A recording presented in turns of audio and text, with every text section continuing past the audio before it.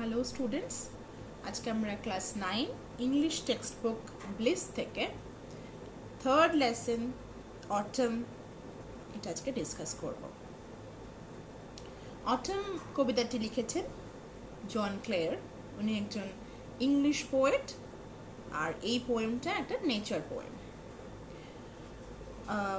Autumn কবিতাটা যে title, এটার মানে তোমরা সবাই জানো। অটম হচ্ছে শরৎকাল। শরৎকালের বিবরণ দিয়েছেন এখানে কবি ভীষণ সুন্দর করে ওয়ার্ড পিকচারের মাধ্যমে। তিনি এই কবিতাটা জীবন্ত করে তুলেছেন। এটা পড়লে মনে হবে যে তোমরা এই সত্যিকারই যেন এই country side, English country side, সেখানে পৌঁছে গেছো, এবং এই কটেজ যেখানে এই কবিতাটা, যার ব্যাপারে কবিতাটাতে বলা হয়েছে, সেটা তোমরা দেখতে পাচ্ছ। এটাকে বলে ওয়ার্ড পিকচার, মানে এমন সুন্দর করে লেখা যে ছবির মতো আমাদের সামনে আসে। তো আমরা আজকে এই পোয়েমটা লাইন বাই লাইন পড়ব। তোমরা একটু ফলো করবে আমাকে এবং চেষ্টা করো নিজেরাও পড়তে। তো আমি স্টার্ট করব। তার আগে একটু বলে রাখি যে পোয়েমটা অটমের সময়, অটমটাকে সিজন অফ ফল বলা হয়। মানে এটা এই ঋতুটা, এর বৈশিষ্ট্য হচ্ছে এখানে প্রচুর পাতা ঝরে, পাতা ঝরার মরশুম। তো ইংল্যান্ডের কান্ট্রি সাইডগুলোতে, মানে গ্রামের দিকে, ওদের এখানে প্রচুর যে গাছগুলো থাকে, এই সময় সব গাছের পাতা পড়ে যায় এবং গাছগুলো ন্যাড়া হয়ে যায়। এই সময়টা কিন্তু কবিদের কাছে খুব একটা মনোরম একটা দৃশ্যের সময় নয় যে যেটা দেখে কোনো একটা সুন্দর কবিতা লেখা যায়। কিন্তু কবি এই গতানুগতিক পথে হাঁটেননি। বেশিরভাগ কবি স্প্রিংকে নিয়ে কবিতা লেখেন, বসন্তকে নিয়ে বা সামারকে নিয়ে। কিন্তু এখানে অটম, যেটা সিজন অফ ফল, যেখানে সমস্ত পাতা ঝরে যায়, গাছে কোনো ফুল থাকে না, এবং পাখিদেরও দেখা কম পাওয়া যায় এই সময়টা। এই সময় নিয়ে কবিতা একটু কমই লেখা হয়। কিন্তু এখানে কবি এই অটম ঋতুটাকে গ্লোরিফাই করেছেন খুব সুন্দরভাবে। এখানে উনি ওয়ার্ড পিকচার দিয়ে এটাকে ফুটিয়ে তুলেছেন। তো আমি পড়ছি, তোমরা একটু ফলো করো এবং তোমরা অবশ্যই পড়ার চেষ্টা করবে।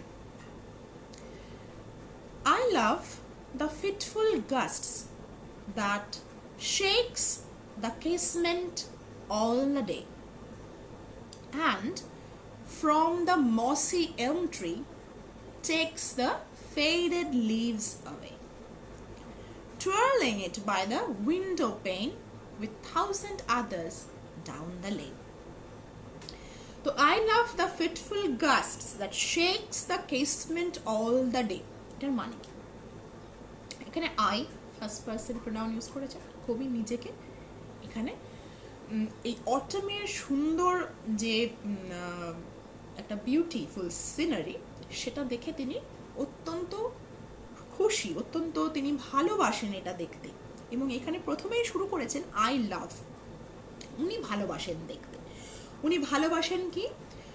দেখতে যে এই ফিটফুল গাস্ট, ফিটফুল মানে হচ্ছে অনিয়মিত, গাস্ট বলতে দমকা হাওয়া।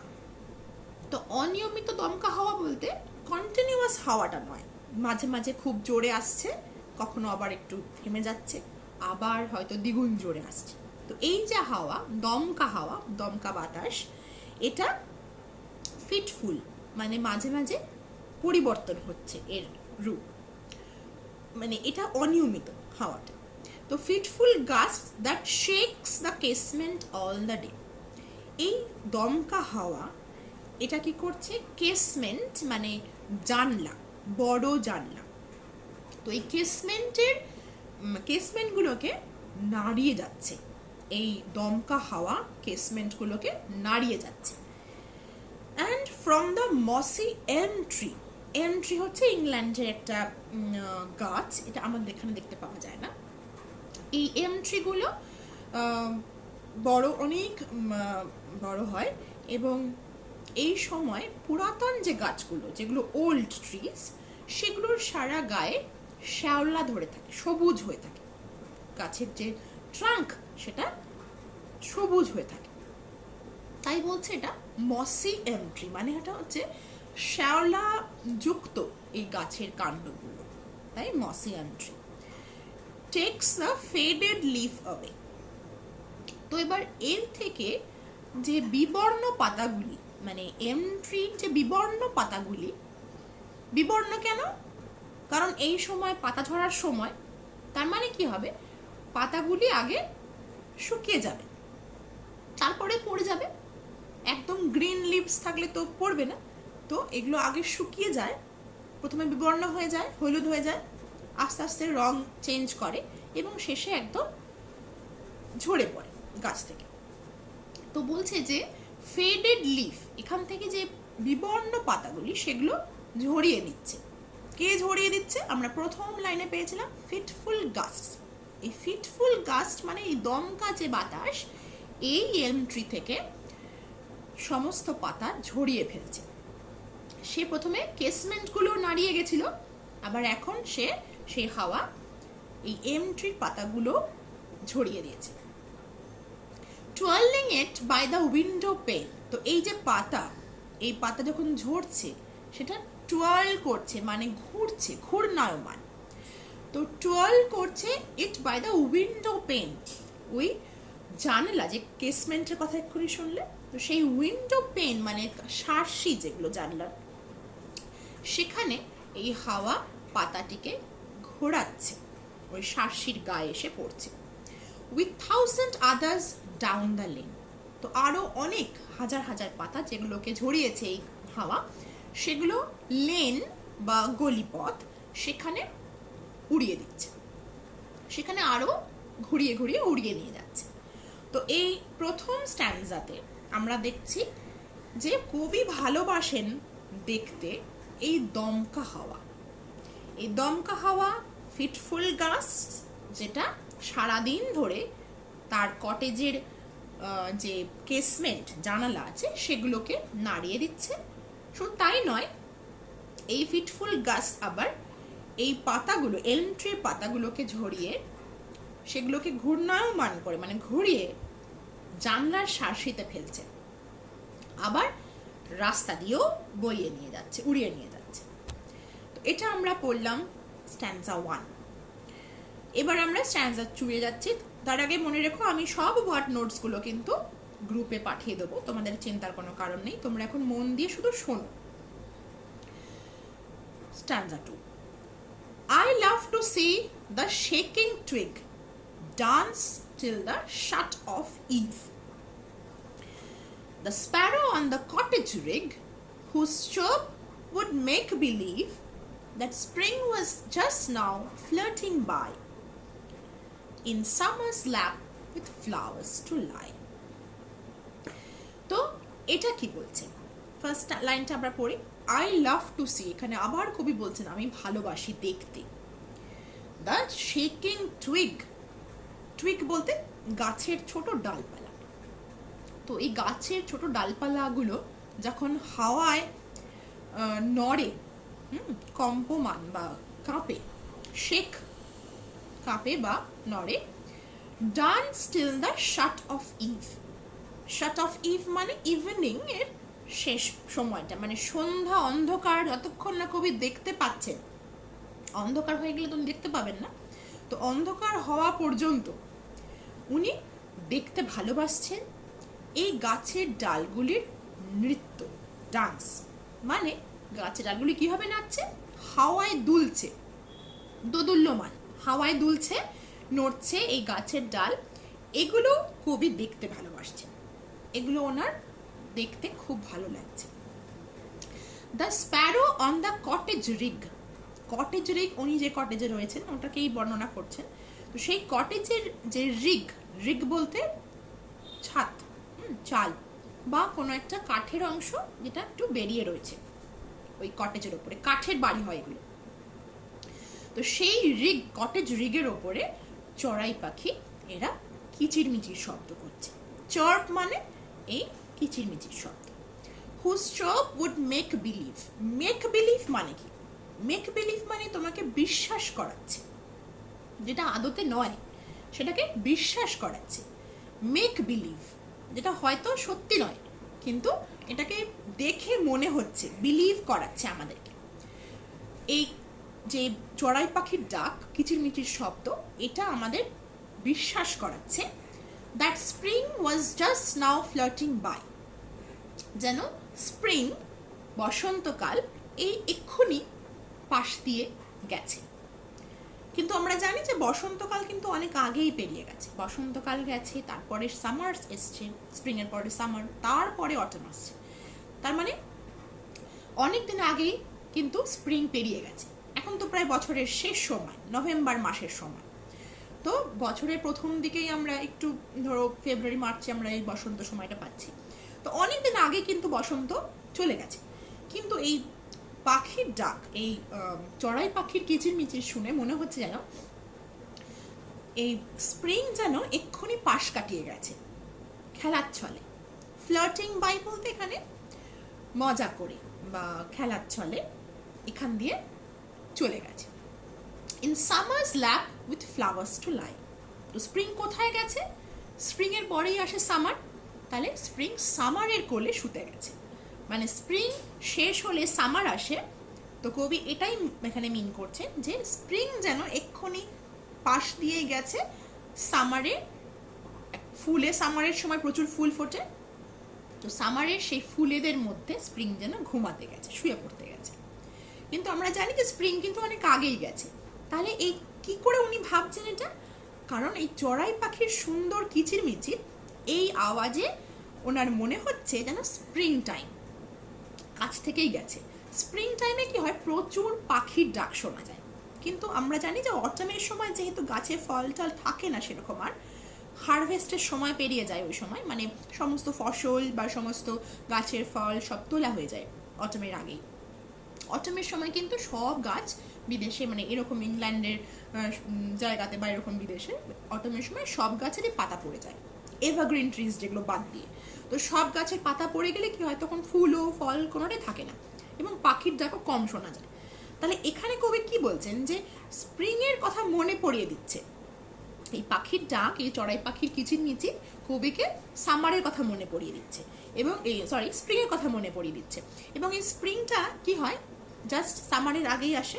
তো কবি বলছেন স্প্রিং যেন এক্ষুনি পাশ কাটিয়ে গেছে খেলার ছলে, এবং সে গিয়ে সামারের কোলে, সামারের ফুলেদের কোলে শুয়ে পড়তে গেছে। তো এটা আমাদের স্ট্যান্জা 2। আশা করি এটা ক্লিয়ার হয়েছে। আচ্ছা, এবারে আমরা স্ট্যান্জা 3 এ চলে যাচ্ছি।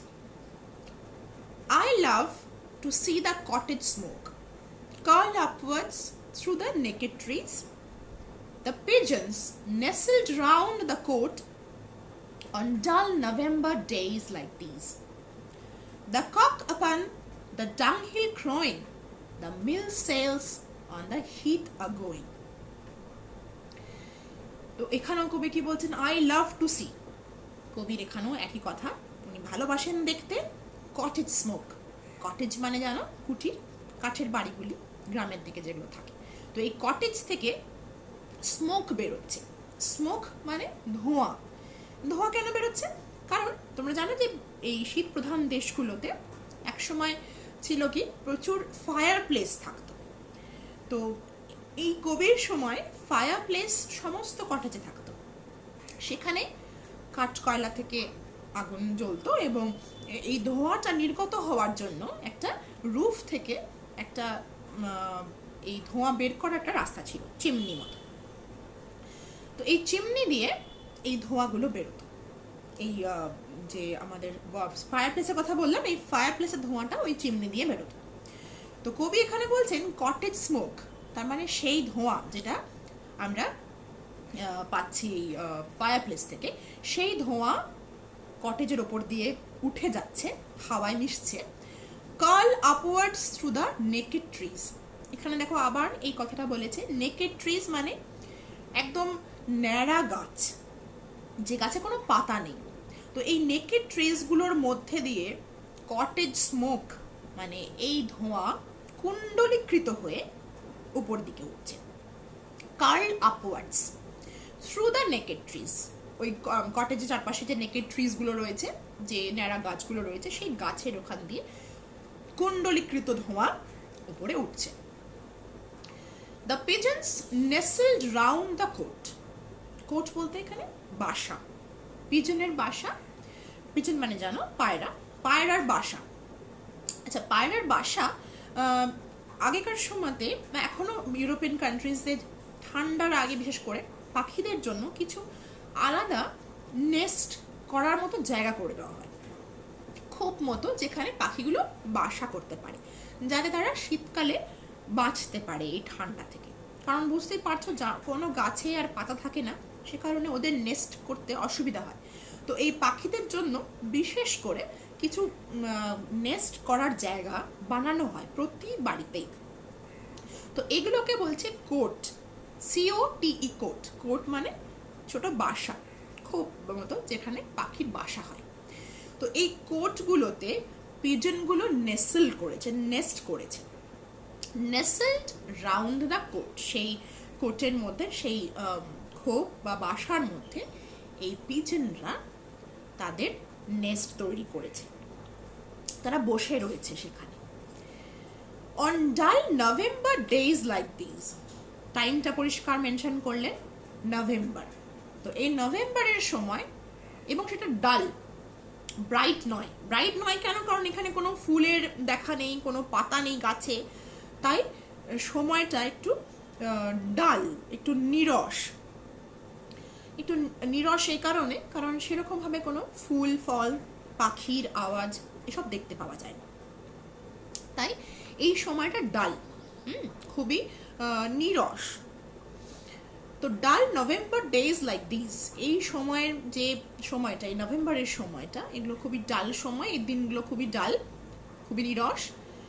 দ্য কক আপন দ্য ডাং হিল ক্রোয়িং, এখানে একটা মোরগ, সেটা বসে আছে ডাং হিল মানে গোবরের স্তূপ। এখানে একটা ফার্ম হাউস কল্পনা করো, যেখানে অনেক রকম প্রাণী রয়েছে, তাদের যে ডাং, তাদের যে ফিজেস, সেগুলো সেই গোবর বা ওই জাতীয় সেগুলো, তার উপর সেটাকে একটা জায়গাতে রেখে দেওয়া হয় for using as fertiliser.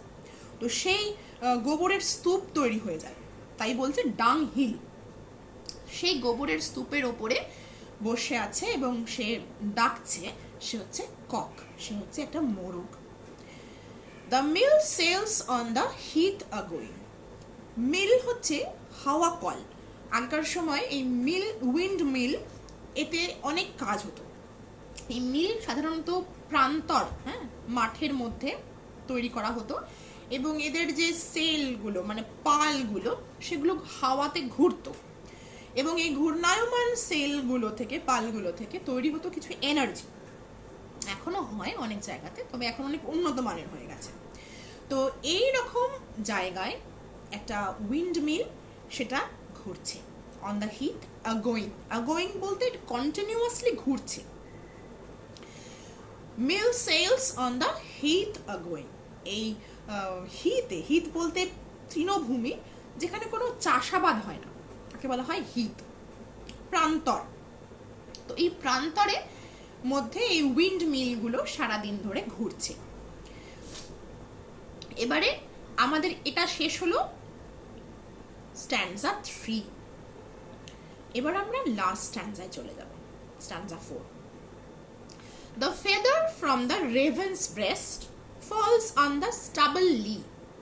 The acorns near the old crow's nest fall pattering down the tree. The grunting pigs that wait for all scramble and hurry where they fall.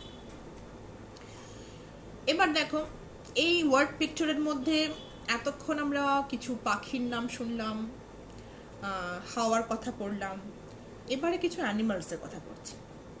এখানে ফার্স্টে দিয়েছে একটা পাখি, রেভেন। রেভেন হচ্ছে দাঁড় কাক, আমাদের এখানে যেটা বলা হয়, কালো, একটু বড় চেহারার হয়। তো রেভেন, ফেদার হচ্ছে পালক, এই রেভেনের বুক থেকে পালকগুলো falls on the stubble lea. Stubble এটা একটু ভালো করে বুঝতে হবে, স্টাবল কি জিনিস।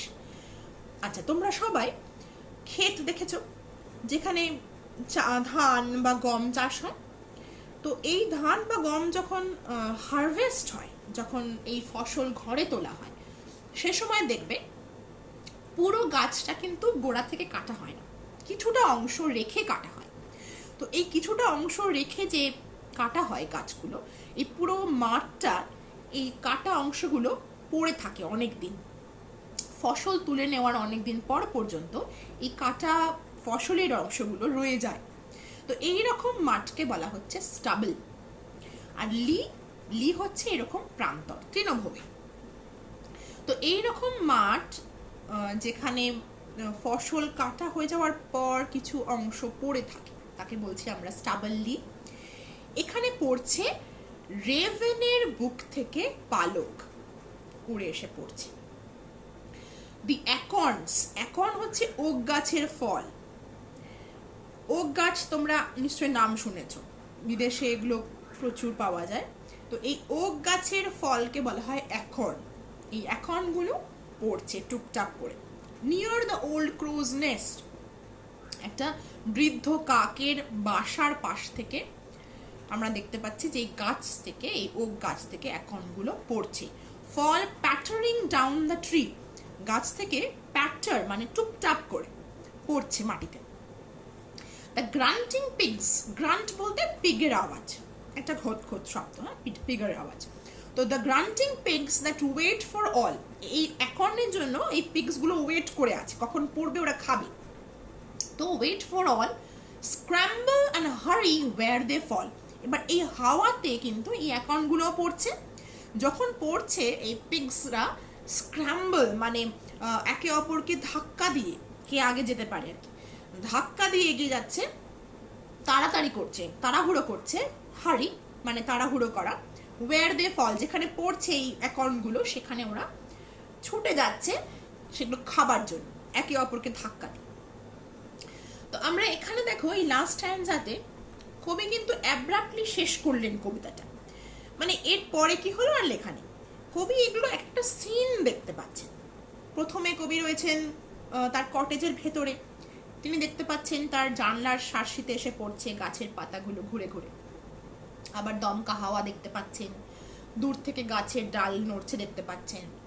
পরের দিকে হয়তো উনি বেরিয়েছেন কটেজ থেকে, কারণ তিনি ওই উইন্ড মিল দেখতে পাচ্ছেন, উইন্ড মিলের যে সেল পালগুলো উঠছে ঘুরছে যার সবসময়, সেটা বলেছিলেন। তারপরে উনি দেখতে পাচ্ছেন ডাং হিলের ওপরে মোরগ ডাকছে, বা উনি দেখতে পাচ্ছেন কটেজের ওপর থেকে স্মোক বেরোচ্ছে। তো কটেজ থেকে বেরোলে তবে উনি দেখতে পাবেন এটা। তো এর পরবর্তী অংশে উনি বেরিয়ে পড়েছেন ঘর থেকে এবং তিনি দেখতে পাচ্ছেন যে কটেজের ওপর থেকে স্মোক উঠছে, গাছেদের কিছু অ্যাকর্ন পড়ছে এবং পিগসগুলো সেগুলো ছুটে খাবার চেষ্টা করছে। তো এই হচ্ছে আমাদের পোয়েমটা শেষ করলাম এইভাবে। আমি এটা বোঝাতে পারছি নিশ্চয়ই যে পোয়েমটা কিন্তু একটা ওয়ার্ড পিকচার। যখনই তুমি প্রতিটা স্ট্যান্জা পড়বে তোমার কাছে একটা পরিষ্কার ছবি চলে আসছে। প্রথমেই আমরা একটা দেখলাম যে ফার্স্টে ছবিটা কিরকম ছিল, যে উনি ভেতর থেকে দেখছেন ঘর থেকে যে কেসমেন্টটা নাড়িয়ে দিয়ে যাচ্ছে দমকা হাওয়া, এবং মসি এন্ট্রি শ্যাওলা ধরা গাছ, এলম গাছ থেকে পাতা নিয়ে নিচ্ছে, উড়িয়ে নিয়ে যাচ্ছে এবং সেগুলোকে গোল গোল করে ঘুরিয়ে কোনো গাছ মানে ওই কেসমেন্ট বা ওনার জানলার পাল্লাতে বা শার্সিতে এনে ফেলছে। এবং হাজার হাজার পাতাকে এইভাবেই উড়িয়ে নিয়ে যাচ্ছে। হ্যাঁ, তো এই প্রথম স্ট্যান্ডার্ডে যখন আমরা পড়ছি আমরা কিন্তু চোখের সামনে স্পষ্ট দেখতে পাচ্ছি একটা সবুজ গাছ এন্ট্রি, যার গায়ে শ্যাওলা ধরে আছে, হাওয়ায় উঠছে, তার ডালপালাগুলো পাতাগুলো পড়ে যাচ্ছে। পরেরটাতে আমরা দেখতে পাচ্ছি যে ওই ছাতের ওপরে কি চড়াই পাখি বসে আছে, তারা কিছু কিচিরমিচির শব্দ করছে। তারপরটা আমরা দেখতে পাচ্ছি যে কটেজ থেকে স্মোক উঠছে, ধোঁয়া উঠছে, কার্ল করে করে কুণ্ডলিত ধোঁয়া উঠছে। আর পিজনগুলো, পায়রাগুলো তাদের বাসাতে বসে আছে। কক বা মোরগ সে ডাকছে ডাংহিলের ওপরে, এবং উইন্ড মিলের এই যে পালগুলো সেগুলো সমানে ঘূর্ণায়মান, ঘুরে চলেছে হাওয়াতে। এবং লাস্টটাতে আমরা দেখতে পাচ্ছি লাস্ট স্ট্যান্জাতে যে রেভেন পাখি মানে কাক, দাঁড় কাক, এদের যে পালক সেগুলো পড়ছে স্টাবল লিতে, মানে ওই ফসল তুলে নেওয়া হয়েছে এমন মাঠ, সেখানে এই পালকগুলো পড়ছে। এবং আরও কি, একটা ওক গাছ থেকে অনেক এখন পড়ছে, সেখানে একটা ওল্ড ক্রোয়ের কথাও বলা হয়েছে, এখানে কতগুলো পাখির নাম দেওয়া রয়েছে। এবং লাস্টে অ্যানিমালও আছে, পিগ আছে। তো কিছু মানে গ্রামের একটা দৃশ্য, যেখানকার দেখো পাখিগুলো কোনোটাই এক্সট্রা অর্ডিনারিলি বিউটিফুল নয়। মানে আমাদের যে স্প্রিং টাইমের সুন্দর গান করা পাখি, যেমন কোকিল বা আরও অন্যান্য পোয়েটের সুন্দর সুন্দর পাখির নাম আছে, যেগুলো খুব সুন্দর করে গান গাইতে পারে, সুন্দরভাবে ডাকে, এমন পাখি কিন্তু এখানে নেই। চড়াই পাখি রয়েছে, যেটা নর্মালি আমরা দেখে থাকি, সেরকম এক্সকোয়াইজাইট কিছু নয়। কাকের কথা বলা হয়েছে, মোরগের কথা বলা হয়েছে, এদের কারোরই ডাক কিন্তু খুব একটা শ্রুতিমধুর নয়। কিন্তু কবির এদের সবাইকে দেখতে ভালো লাগছে। মানে কবি একজন নেচার লাভার, তো যিনি প্রকৃতিকে ভালোবাসবেন তিনি প্রকৃতির সব রকম রূপকেই কিন্তু ভালোবাসবেন। সব সময় যে শুধু ফুল পাতা ফল, সুন্দর পৃথিবী, সুন্দর নেচার সবসময় যে দেখতে পাবো তা নয়। কখনো হয়তো আমরা দেখবো পাতা নেই গাছের, কোনো ফুল নেই, সুগন্ধ নেই চারিদিকে, বা কোনো সুন্দর পাখির ডাকও নেই। কিন্তু এই নর্মাল একটা সময় যেখানে কোনো কিছুই খুব একটা সুন্দর নয়, ডাল বরঞ্চ উঠতে বলছেন উনি, তবুও কবি এইরকম সময়টাকেও ভালোবাসছেন। মানে কবি যখন প্রকৃতি প্রেমী, তিনি সব রকম ভাবেই প্রকৃতিকে ভালোবাসেছেন। এমন নয় যে শুধু সুন্দর সিনারি দেখেই তার ভালো লাগবে, তার সমস্তটাকেই প্রকৃতি, নেচার অ্যাজ আ হোল তার প্রিয়, তিনি ভালোবাসেন। তাই এই আপাত অসুন্দর জিনিসগুলো তার কাছে সুন্দর লাগছে। তো আমরা এই কবিতাটা পড়লাম আজকে। তোমরা এই কবিতাটা ভালো করে পড়বে, এর ওপরে কিছু কোয়েশ্চেন আনসার আমি গ্রুপে দেব পোস্ট করে। তার আগে আমি সবার আগে এইটার কিছু ওয়ার্ড মিনিংস পাঠাচ্ছি, তোমরা সেটা দিয়ে এটা পড়বে এবং আমার ভিডিওটা দেখবে। তোমরা নিজেদের মধ্যে শেয়ার করতে পারো, আর চেষ্টা করো পোয়েমটার যা যা ফিডব্যাক, মানে তুমি পারছো কি পারছো না, পোয়েমটা বুঝতে পারছো কি না, কোনো লাইনে কোনো ওয়ার্ডে সমস্যা আছে কি না, তোমরা আমাকে মেসেজ করতে পারো, গ্রুপে বলতে পারো বা পার্সোনালি হোয়াটসঅ্যাপ মেসেজ করতে পারো। তো গুড লাক, ভালো করে পড়ো, এনজয় করো পোয়েমটাকে। পোয়েম সবসময় এনজয় করবে, আনন্দ করে পড়বে, কষ্ট করে নয়, দুঃখ করে নয়, ঠিক আছে? খুব মজা করে আনন্দ করে পোয়েমটা পড়ো। যা কিছু পারছো না, অসুবিধা হচ্ছে, always feel free to contact me, okay? You can contact me always. আর যা কিছু সমস্যা হবে গ্রুপে পোস্ট করবে, ঠিক আছে? চলো, বাই।